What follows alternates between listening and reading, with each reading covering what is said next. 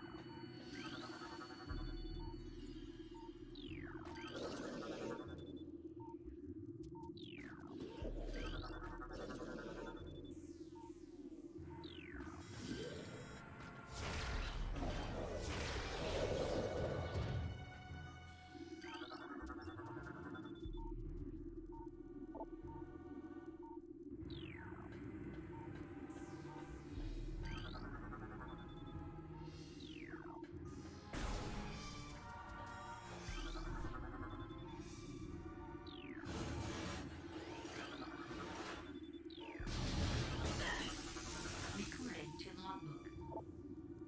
Auto turret. Use missiles to break outer casing.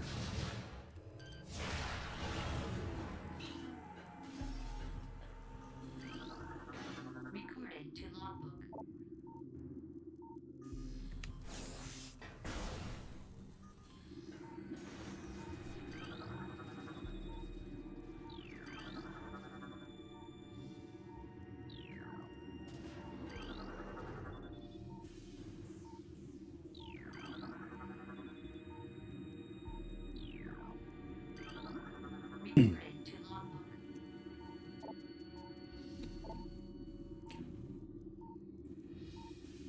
Zebes has fallen. All ground personnel are presumed dead, either killed by the hunter clad in metal or in the subsequent destruction of the underground facilities.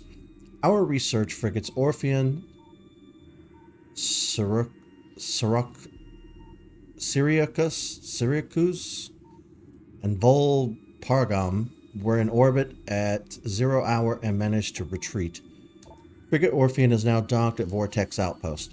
Orpheon's cargo appears to have a 100% survival rate. Metroids are healthy, but on restricted feeding schedules due to uncertain supply status. We are ready to begin research on the Metroids and other promising life forms. Security status remains at Code Blue. No signs of pursuit from the Hunter.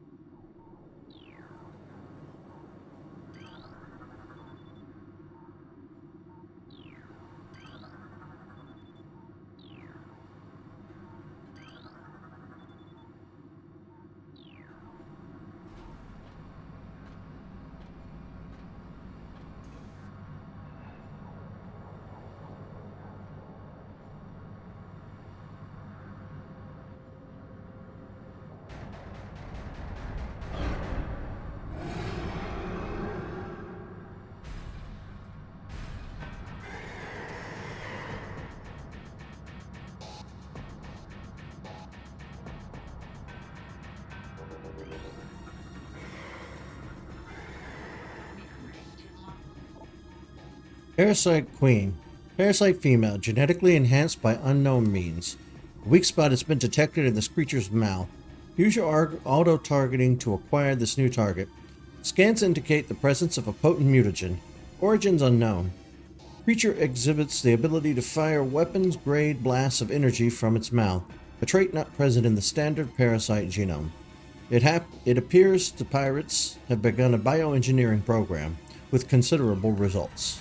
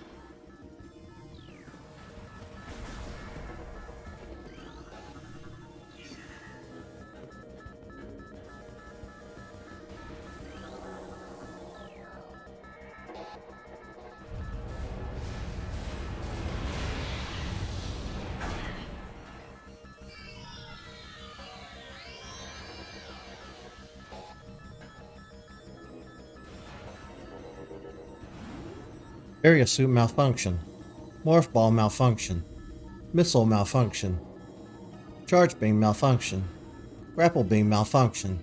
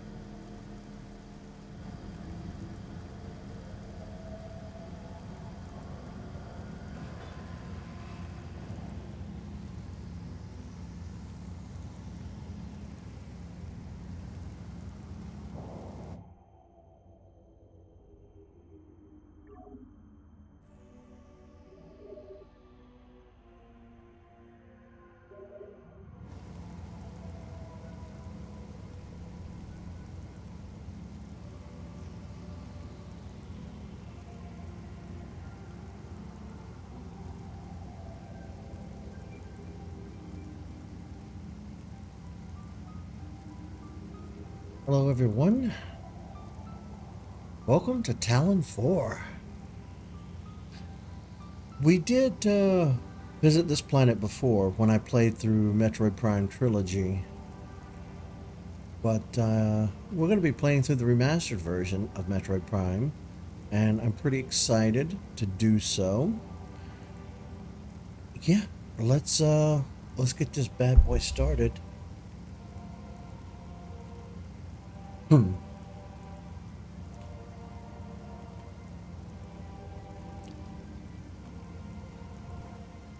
This game looks really good on the Switch.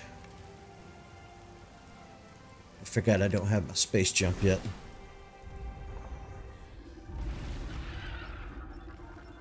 Recorded to logbook. The beetle, burrowing insect with a resilient carapace, extremely aggressive. The insect's massive mouth enables it to tunnel through solid rock at high speeds. Above ground, beetles can cover short distances rapidly. They attack anything that moves near their lair. Now, I don't typically read a lot recreationally, and I definitely don't read aloud a lot. So, my reading of the logbook entries is going to be a little sketchy. I apologize in advance for that. Alright. Sapsack. Chemical reaction within sapsack produces violent explosion when agitated. Because of its irresistible odor and sweet nectar, the sapsack was nearly eaten out of existence. The evolution of an explosive chemical sac saved it. Now only brave or ingenious creatures dare to devour it.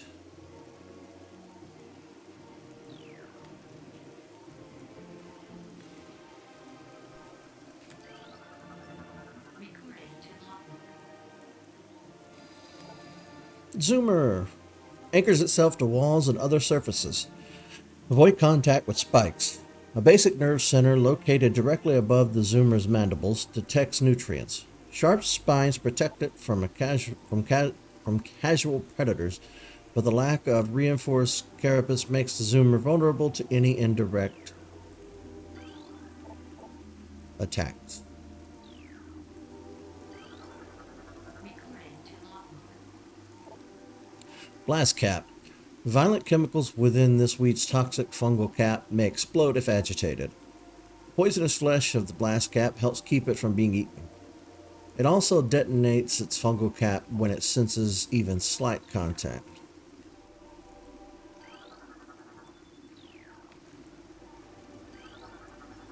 Recording to logbook. Gemur. Wall-crawling mollusk with retractable spikes. The Gemur is an evolutionary offshoot of the zoomer family. When threatened, it extends lethal spikes and retracts its head deep into its armored carapace.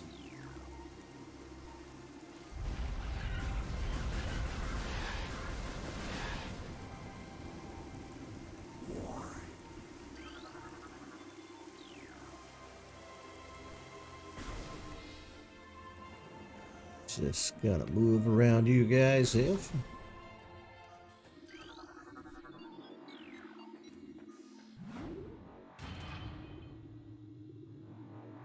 So and I've mentioned this in other Metroid playthroughs, but I played the original Metroid NES version from '86 in the early '90s, and I fell in love with Metroid. It's been one of my favorite franchises ever since. And I didn't have a Game Boy until well after the Game Boy Advance came out. So I missed Metroid 2, and then I didn't have the Super Metroid. So I kind of skipped and went from the NES straight to Metroid Prime. Recording to logbook. The history of the Chozo stretches back into ancient times, so far into the fog of the past that we know not where our ancestors came from. One thing is clear, however. The Chozo who colonized Tallon 4 made a conscious choice to eschew a civilization of advanced technology. We Chozo chose to live in harmony with nature, guided by the providence of the universe. We believe we will spend peaceful days here and plan to leave our words from time to time. Yeah, see, I'm gonna do that a lot, reading this stuff.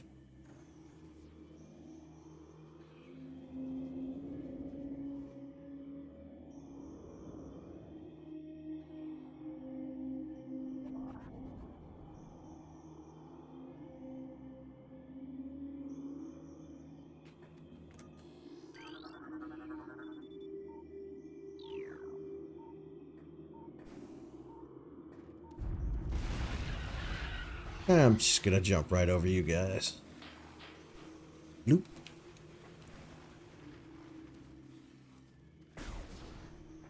But I did eventually go back and play, each Metroid game.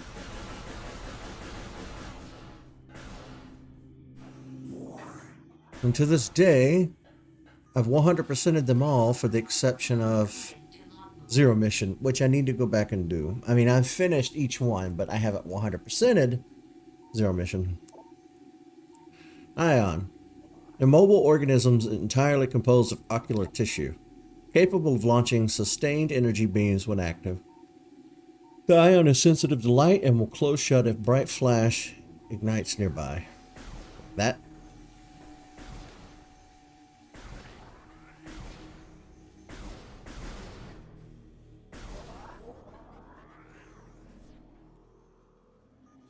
Oh. Recording to logbook. Warwalls 5. Primary warwalls dwelling, only vulnerable to heavy weaponry. Warwalls build their homes over existing crevices, using whatever materials are close at hand. They carry building fragments back to the construction site with their forelegs and glue them into place with adhesive secreted from their abdomens. Recording to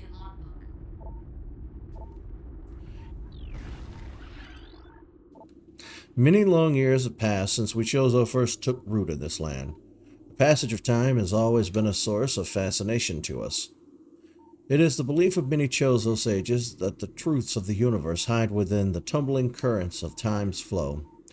Even as we search for answers there, however, we find illumination in other, unexpected places.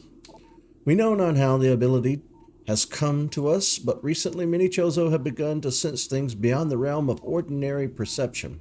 Strange sights and inexplicable sensations flood our minds, filling us with visions. We take this growing ability to be a sign of our burgeoning harmonization with the infinite. Perhaps, finally, the universe's secrets are being known to us. As I stated before, I'll do my best to read these entries with some modicum of decency.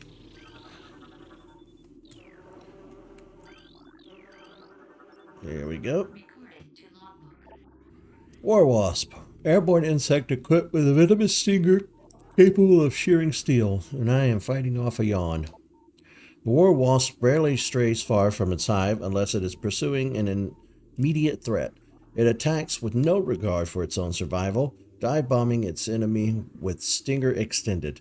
Fast-working toxins from the stinger can incapacitate most small organisms. Yeah, I'm gonna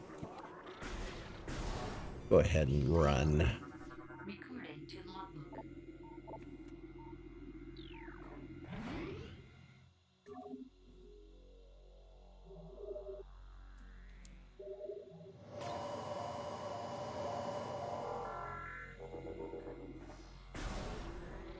Oh, hello.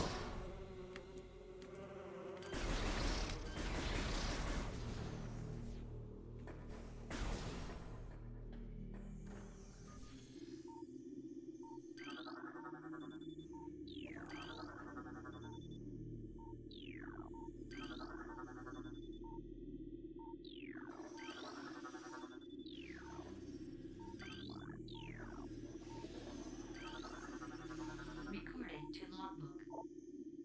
Arab. Exploding parasites that can embed their bodies in solid rock. Arabs think nothing of sacrificing themselves for the safety of their swarm. When a hostile life form is sighted, they block its progress by embedding themselves in the floors and walls. Embedded scarabs violently self-destruct when threatened.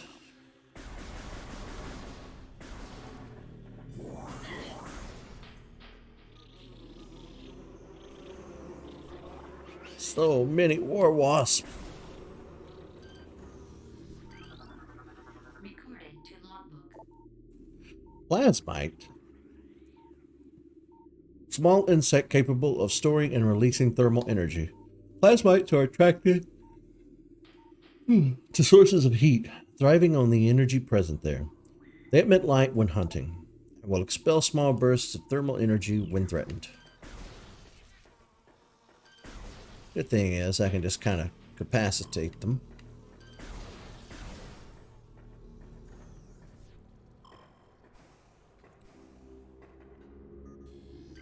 Missile.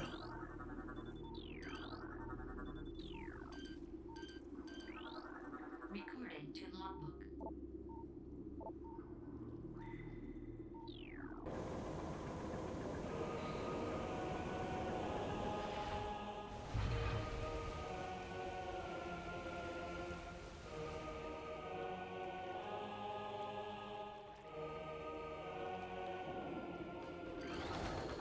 Recording to logbook. Hive Mecha. Security unit programmed to work with predatory hive dwellers. Oh, I can't stop yawning today. The design flaw makes the shielding on Hive Mecha weak around their access ports. These units are second-generation combat drones, able to interface with organic units at a higher level. They train, shelter, and work with hive-dwelling predators. Unarmed, they rely on their hive beasts to handle any threats. Okay, now I just need to scan one of these. Ram War Wasp. Airborne predator. Circles its prey and then strikes. The war wasps are the only species on Tallon 4 to evolve a true hive mind. Nesting in damp, dark places. Ram war wasps emerge in small groups when threatened and circle their enemy at high speeds, disorienting it. Striking from all sides as a single intelligence, they can fell huge organisms. Oops.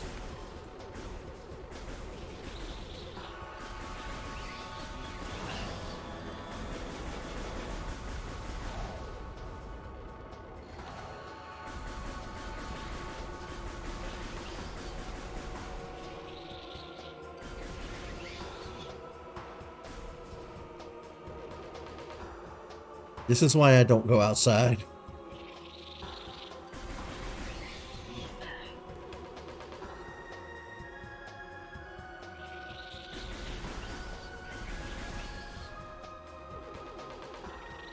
But yeah, I fell in love with Metroid Prime. I thought it was one of the better games I've ever played. And pretty much for the last 20 years, it's been my favorite game.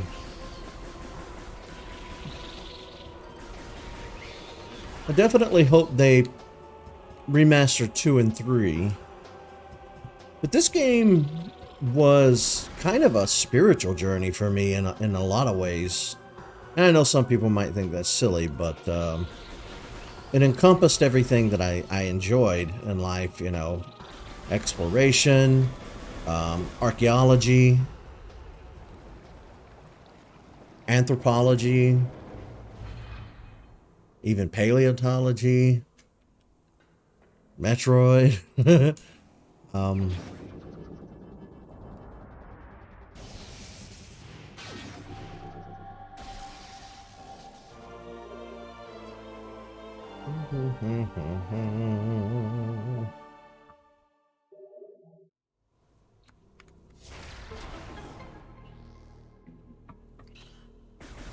Learning about the Chozo was also pretty fun. That's where I got my screen name from. I've used my screen name since roughly 2001, when the original Metroid Prime came out, you know. Recorded to logbook. I've had my internet handle for a long time. Okay, now that we have the missile, we can head back and really do some damage. Now, I have played through this in handheld mode on the Switch. I found all the scans, completed the logbook, found all the items, but I was very rusty because I haven't played this since we played it for the channel before. And I ended up having to kind of use a walkthrough to get me there. But I don't know. I haven't decided if I want to just play through this for the story or if I want to take the time to get 100% of everything for you guys. I don't know how entertaining that would be. Oh, the map. I do need to scan the map. Oh no, I guess I already scanned it.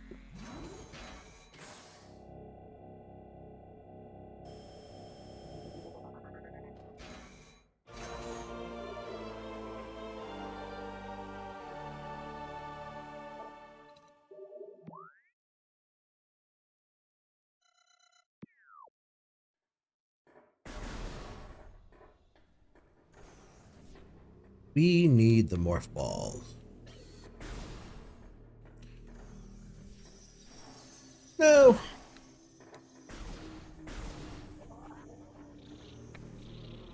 Just gonna run, just gonna run, just gonna run.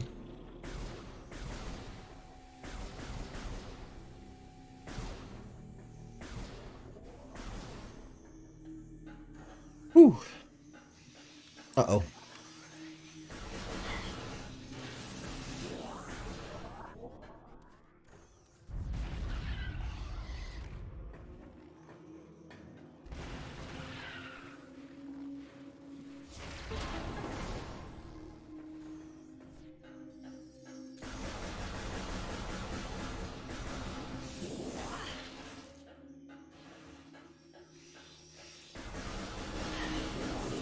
Boy, there are a lot of them.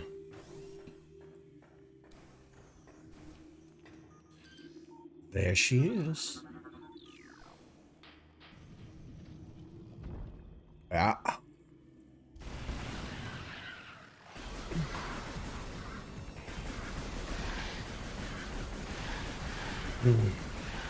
On off guard without our charge beam. Using missiles, though, kind of takes out several at a time. Especially when they're in close proximity to one another.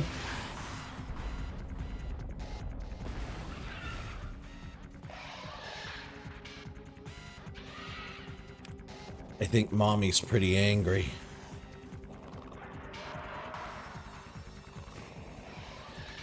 Ah! Recorded to logbook. Plated beetle. Well-armored burrowing insect, vulnerable only in the rear abdomen. Creature's thick cranial plating can repel frontal attacks. This gives it an advantage in combat, allowing it to make ramming attacks, only surfacing when it detects vibrations above. It then maneuvers itself so as to always face its rival, keeping its exposed abdomen protected.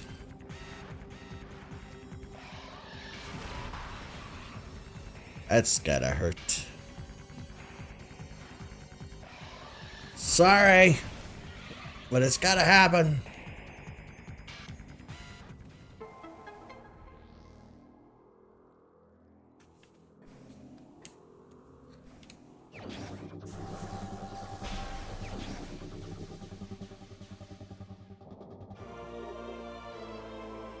Ba, ba, ba, ba, wah.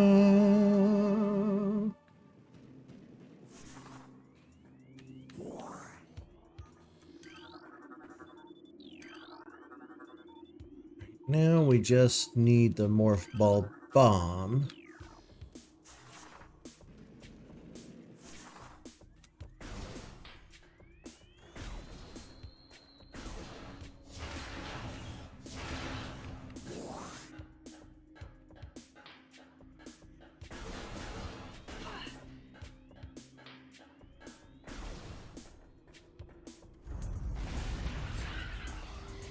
Gonna run.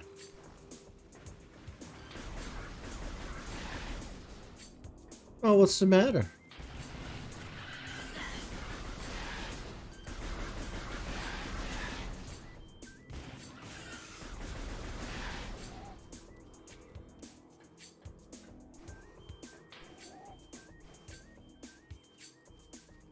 Okay, map time.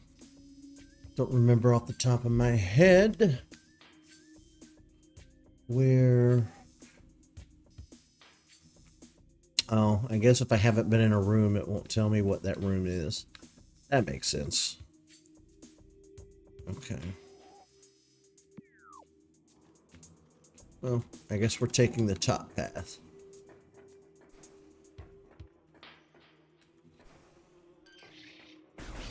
No.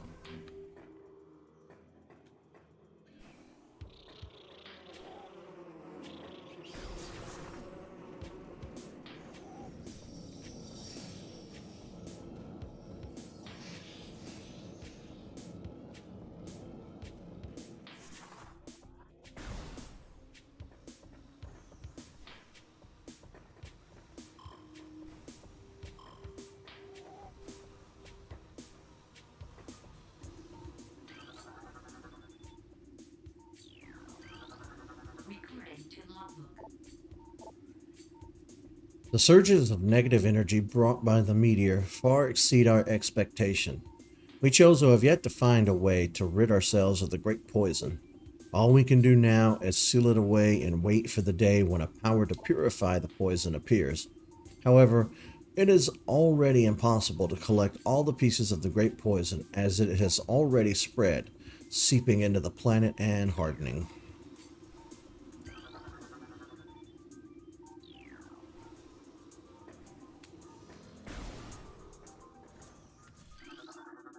Recorded to logbook. Everyone's favorite. Shriek Bat, territorial ceiling dweller. Body temperature peaks at 121 centigrade. Shriek bats have high internal temperatures, making them easy to spot with thermal imaging. They roost on cave ceilings while hunting for small prey. Fiercely territorial, they dive bomb anything that wanders near. Oh, yeah? How's that? You're fiercely territorial.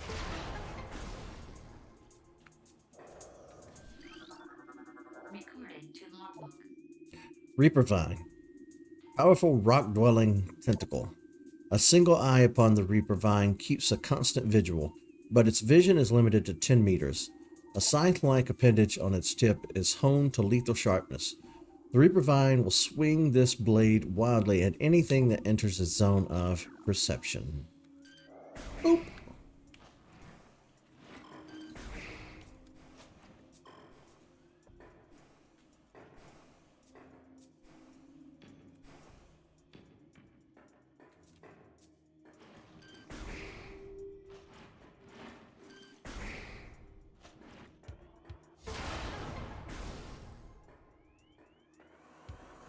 Now, this game was so impressive on the GameCube. I mean, we were coming off the 64, you know, had just played games like GoldenEye, so something like this, which was so visually stunning at the time. And it still holds up to this day, even if you play the original GameCube version or the Prime Trilogy. I mean, this game holds up, and I think it always will. Oh, wait, I don't have the double jump. What am I doing? Uh-oh.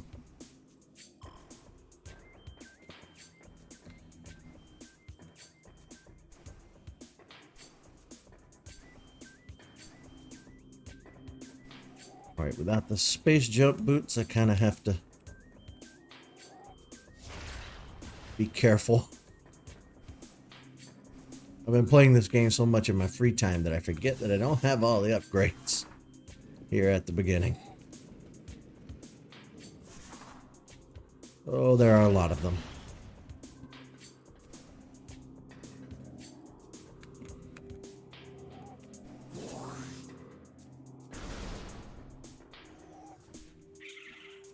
You know what?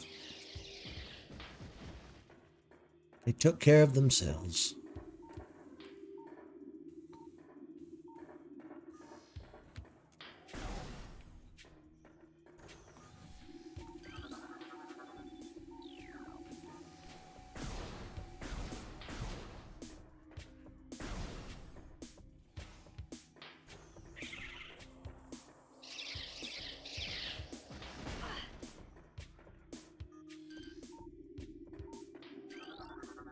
Recording to logbook. Sometimes I forget to scan that.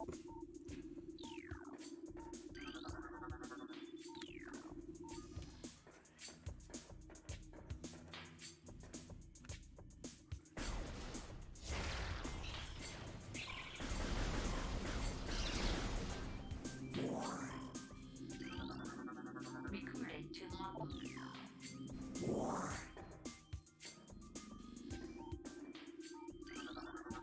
Recording to logbook. Stone Toad. Preys on creatures smaller than itself, vulnerable only from within. A stone toad is able to remain still for days. It preys upon creatures smaller than itself, inhaling them whole. Anything it finds undigestible, it regurgitates. Stone toads use their tusks as a last resort in combat.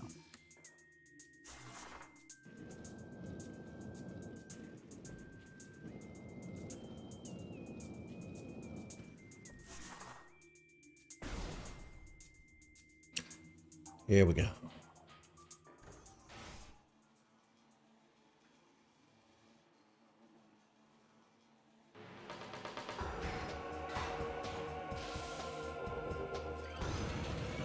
Recording to logbook. Incinerator drone, programmed for high temperature waste disposal. Device schematics indicate a high risk of malfunction when internal power core is damaged. Unit has minimal combat programming, but can defend itself if necessary. This drone's intense heat blasts compensate for its lack of battle prowess.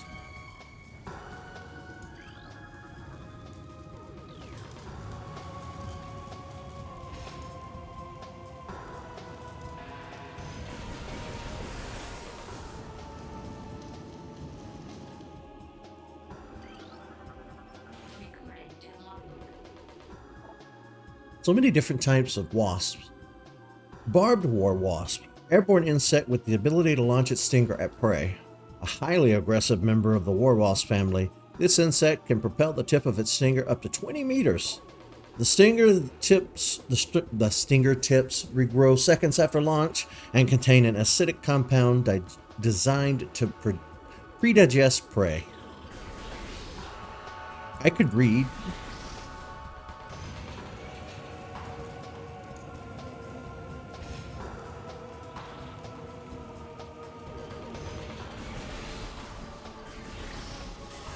Ow.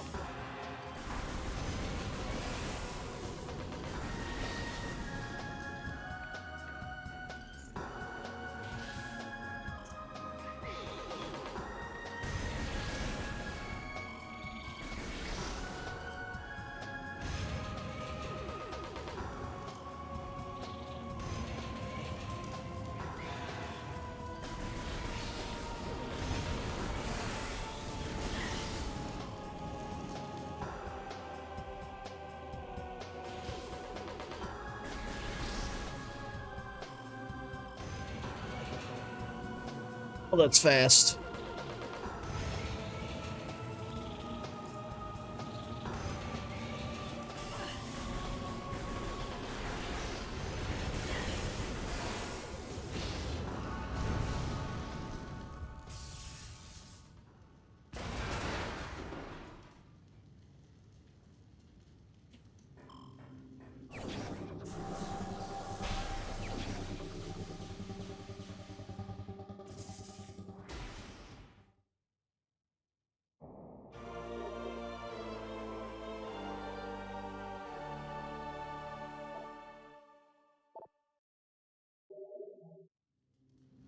Nice.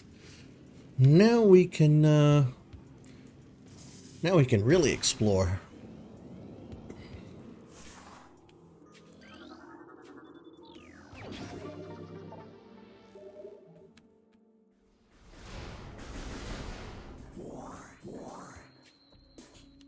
This is my, I don't know how many playthroughs of Metroid Prime I've done over the years, but as far as Metroid Prime Remastered is concerned, I played through it twice now in handheld mode. So this will be my third attempt to play through it as this one for YouTube, of course. They kept the spring ball, which is nice. I don't think that was present in the original GameCube version, but in Prime Trilogy, because of the motion controls of the Wii Remote, you can just kind of, well, it's not doing it. There we go. Yeah, you can flick it. Sorry, Mr. Toad, but you're in my way.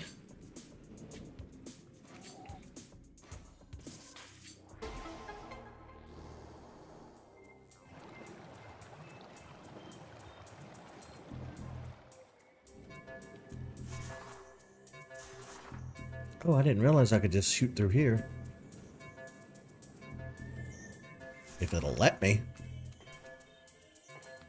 I always run around the other way.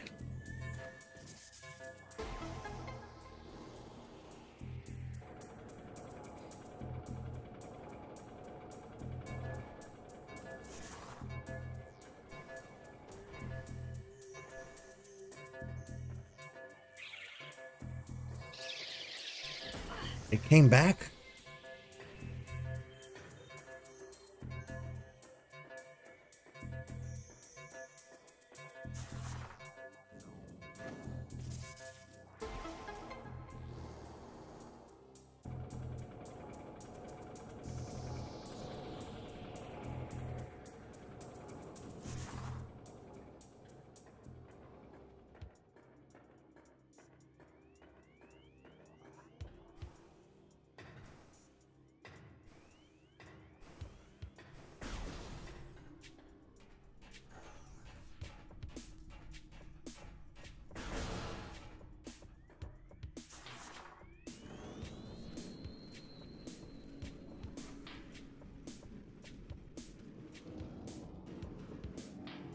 Energy tank.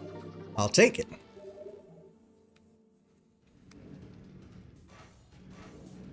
Well,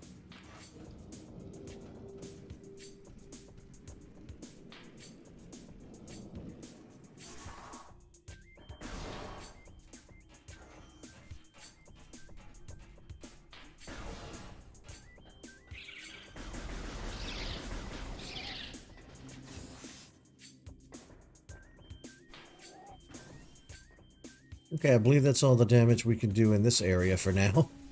Let's head back.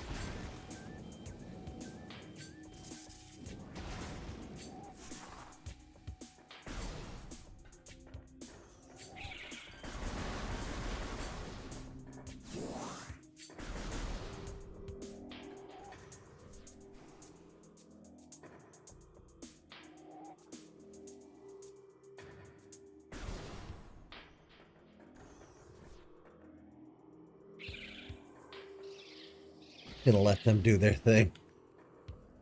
There you go.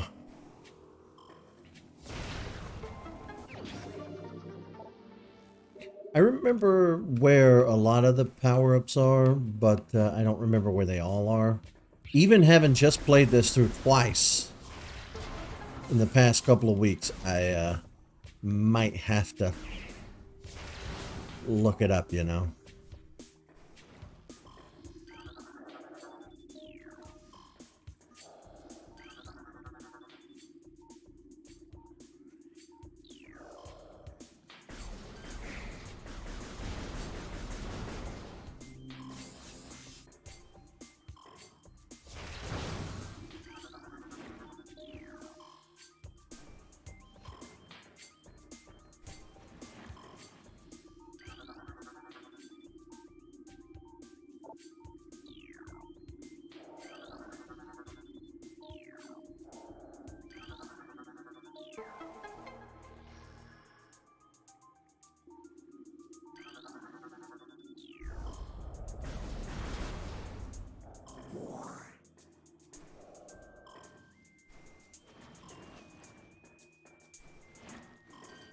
Oop.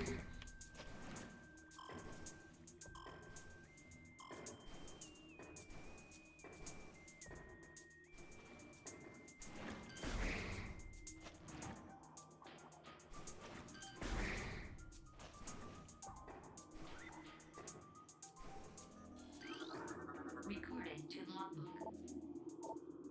Disaster struck suddenly. We had a vague, dark foreboding, and it became truth. A meteor appeared from nowhere, casting a dark shadow of debris over the land with the violence of its impact. Its destructive force spent, the fallen star burned itself out rapidly, and the incident should have faded into memory. But the meteor brought with it corruption. A great poison burst forth into the land, a strange energy that clawed at the natural life with a ferocity. That strange negative energy emitted from the meteor expanded to encompass Tallon 4 in a night, as a spider weaves a web.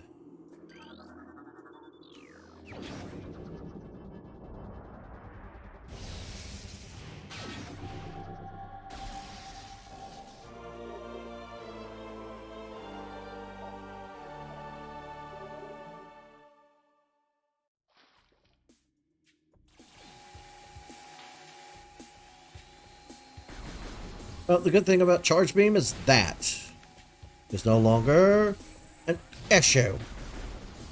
Get out of here. Gone now. Get.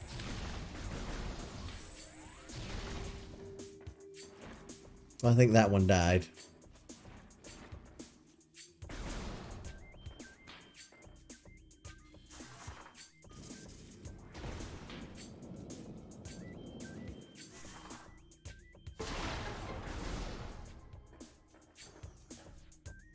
I don't understand some of the missile lock doors.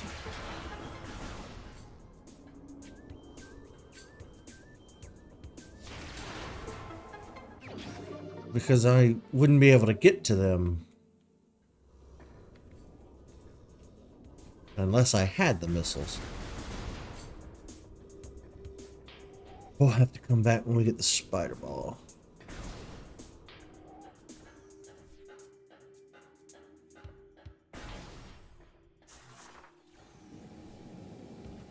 There's also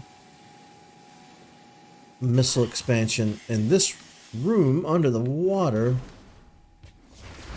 Or when we clear the waters, we'll need to come back for it. It's actually a pretty funny story. I played through this game once, And unlike the other two versions of this game, you know, GameCube and Wii, it asked me if I wanted to save post in-game boss. And it said that if I did, I would restart the game. So I went ahead and said yes, and it restarted the game with all the scans intact, which I really thought was a nice touch. And on my first playthrough, I found 100% of the items, all the power bomb expansions, all the missile expansions. I found everything, but I missed scanning two, I think. I think I missed a creature scan and one of the pirate data logbook entries. So when I played through it a second time, I found the two missing parts, giving me 100% total on everything. This game has an extras area for unlocking like artwork and music from the soundtrack and what have you. And I thought completing the game would unlock everything, but it didn't. I guess maybe I need to play it on hard mode. The game has an easy, a normal, and a hard. And I guess I'm meant to play it through on all three, which is fine by me. I'll play this game 1,000 times. But I would like to unlock everything.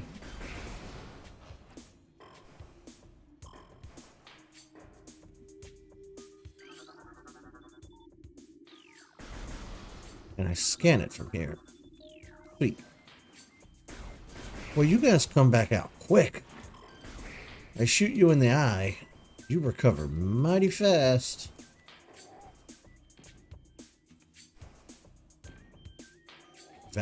Activated the two down here.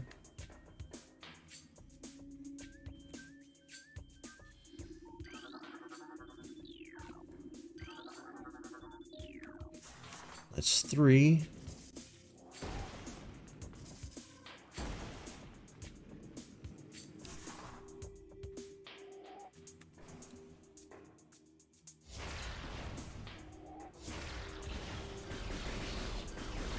No. I'm not putting up with any more wasps.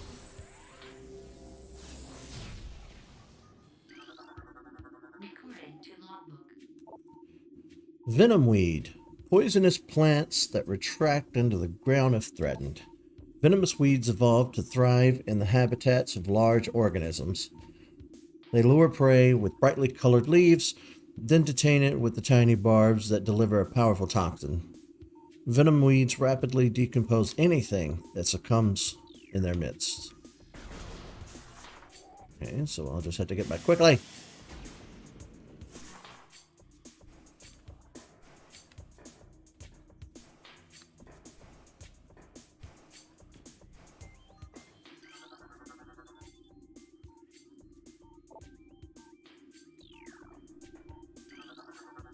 There.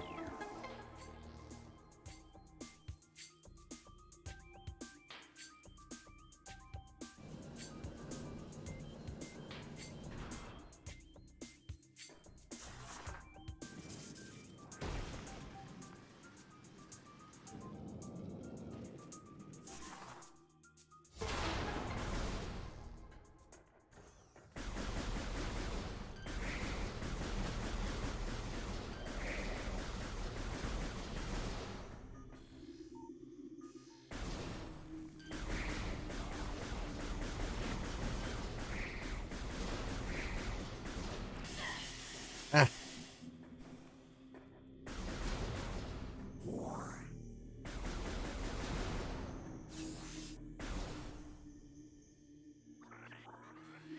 Gotta get mentally ready to fight this plant, which is a sentence I never thought I'd say.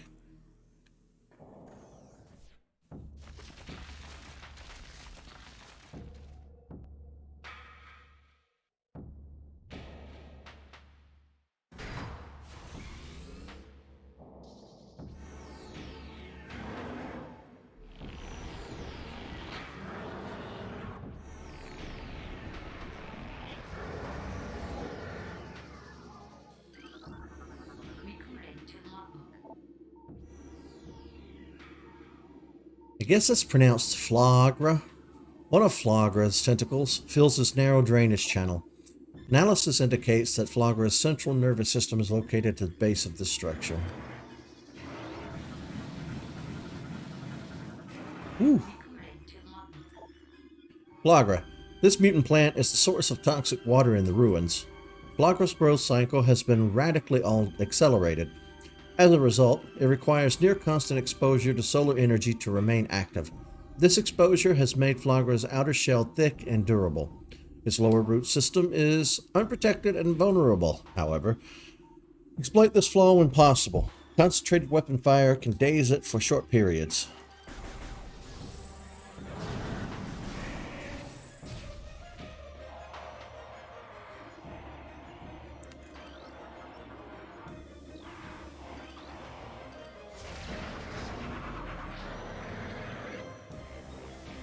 Fall down, buddy. Fall down.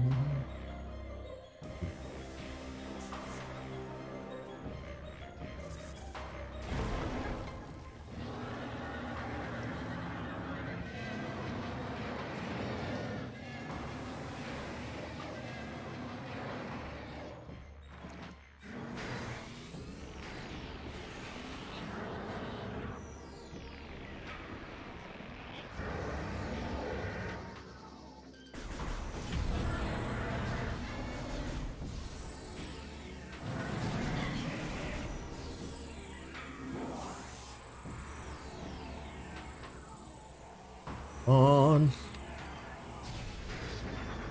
Where's the other one? It's clear on the other side of the room.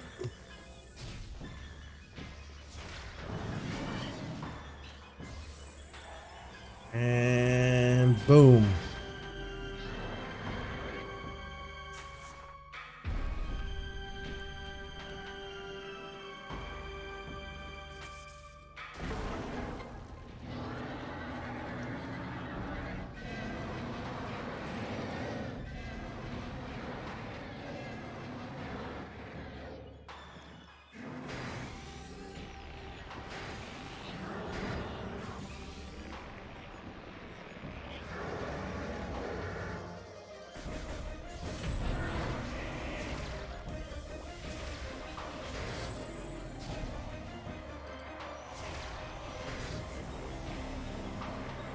You bet I don't have the boost ball.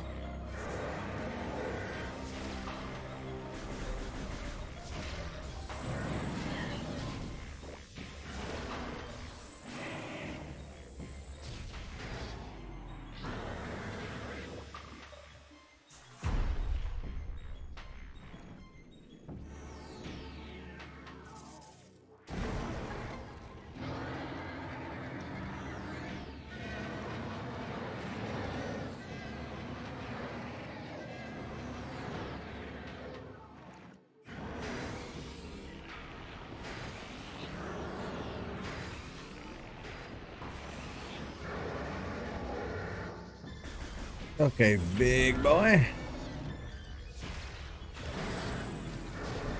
Do I need to scan this? No. Okay.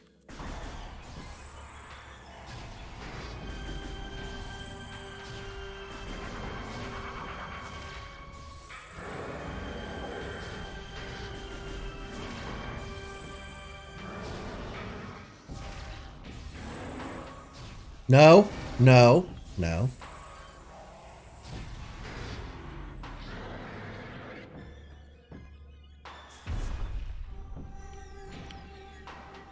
Nice try, though.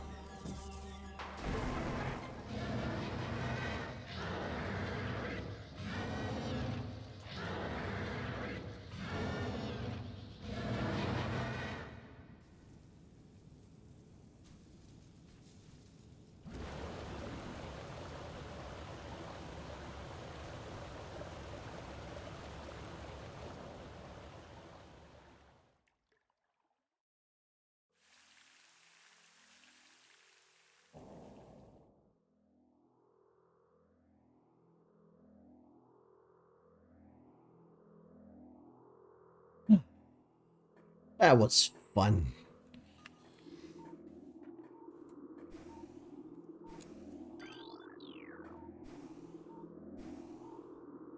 Looky what I found.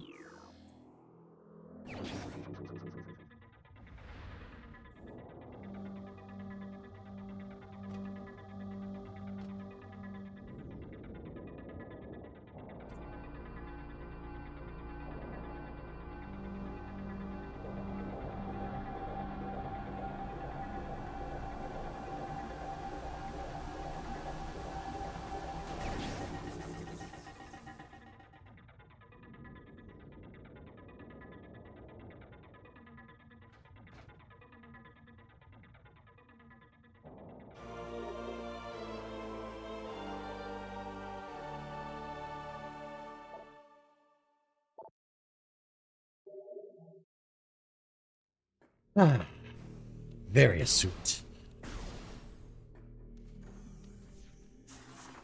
And clean water. Come on. Really? I hate this spot.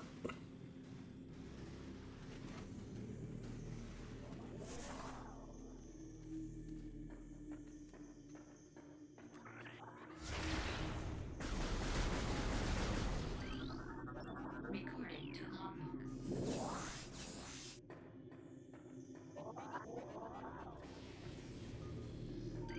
Well, hello. Recording to logbook. Pulse bamboo. Life form of raw energy. Periodically releases explosive segments. Pulse bamboos are bombus. Pulse bombus are energy beings, invulnerable to most known weapons. Electrical energy can harm them, however. They lack any intelligence beyond an instinctive attraction to other charged energy sources. Pulse bamboos, produce an energy constantly. All excess energy, all excess energy is shed, regardless of who or what may be nearby. I need to learn how to read. Ah! Oh.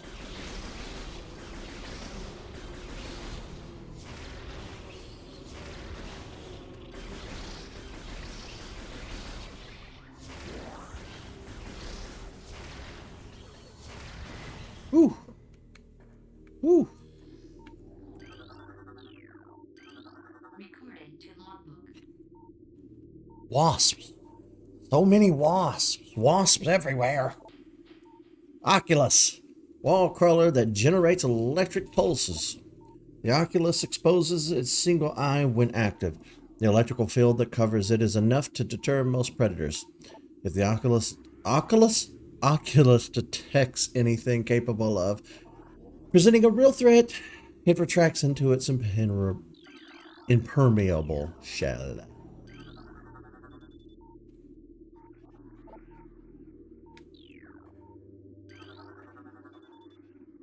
We will need the super missile for that. Recording to logbook. The cries of this dying land echo in our ears as we Chozo watch the great poison seep even further into the living pulse of the planet. The dark energy sinks into the trees and into waters and devouring all life. Peaceful beasts die by the thousands.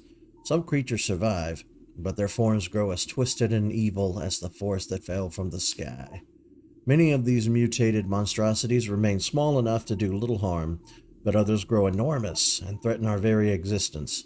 One such beast defiles our sacred fountain, disgorging poison from its foul form, replacing pure flowing water with cascades of creeping death. Even in the face of such horror, we Chozo do not turn in fear. We are all that stands in the way of this great poison, and it is our duty to contain it.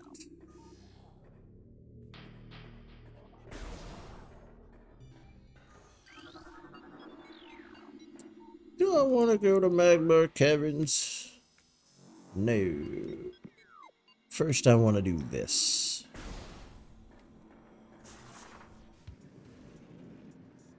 Then maybe. Maybe.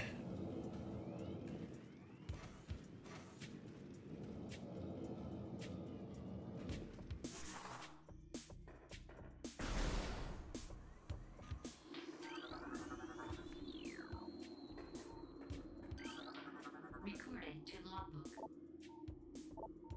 The future is a vague thing, ever changing and always in doubt. Even if we Chozo could gain the ability to foresee the future, it would be a hollow gift, for we could never hope to control what has yet to occur. The fountain is an example of this. The day may the day may come when its water dries up, and there is nothing we could do to stop such a tragedy. But we do know this. Unlike the uncertain flow of water, the power of our will is strong and enduring.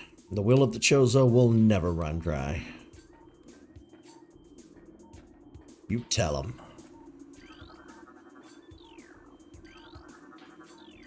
Why did I scan each one of those individually? There was no need.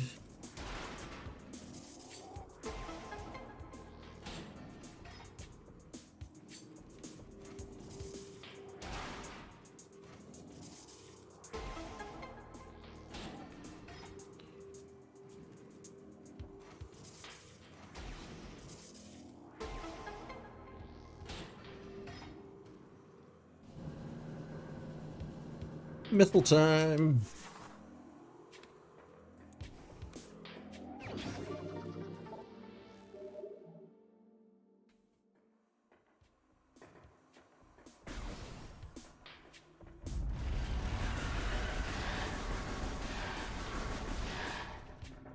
Unks.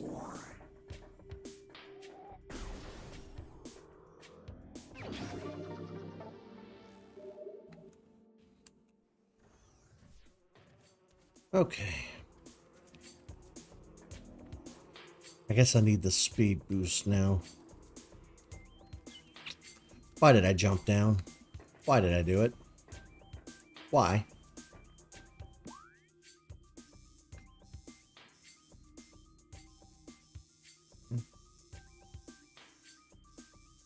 Where was that?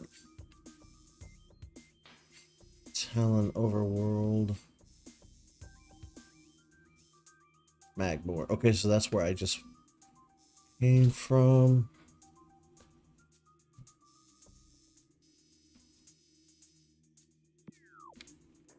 Well. Now I've got to kill time walking all the way back around there. Run through these guys again. Hey, I can grab a missile while we're over here, though. Really? Let me just get rid of these turds. And these. And we're golden.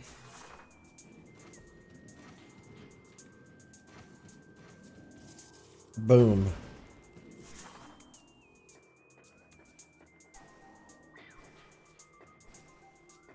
Got a back itch.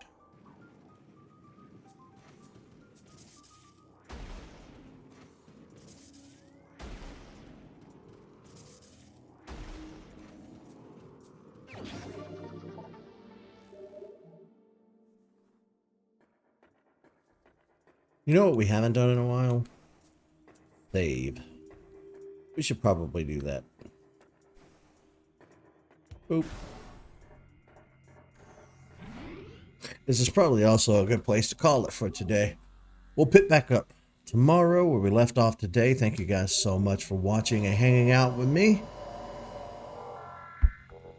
See you, folks.